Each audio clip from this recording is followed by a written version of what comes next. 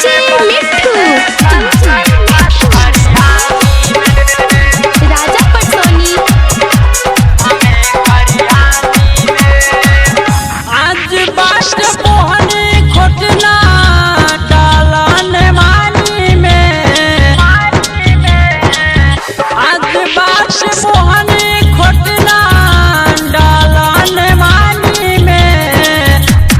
यारवा बोलाइले बा मिले खातिर हमें खरियानी में, यारवा बोलाइले बा मिले खातिर हमें खरियानी में। डीजे मिट्ठू राजा पटसोनी।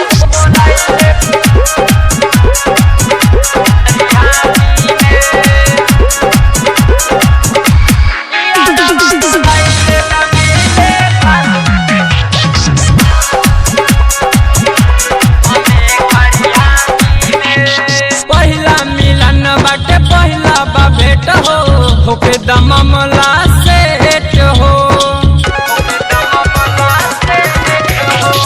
ऐसे न रोका जन तू टोका, नहीं तो हो जाई लेट हो।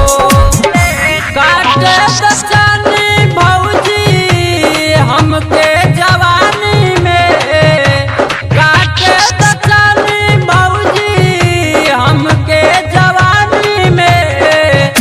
किया रवा बोलाइले बा मिले खातिर हमें खरियानी में, किया रवा बोलाइले बा मिले खातिर हमें खरियानी में। डीजे मिट्ठू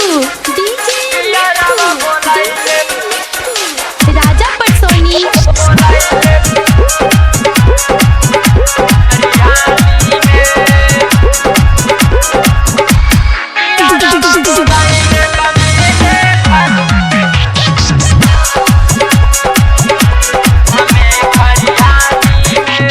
पिंटू प्रियांशु महेश अरब से करब हम मुलाकात हो।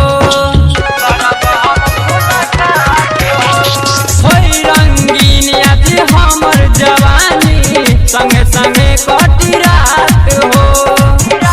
सोच बुझ के जात बानी करब नाही हानि में, सोच बुझ के जात बानी करब नाही हानि में।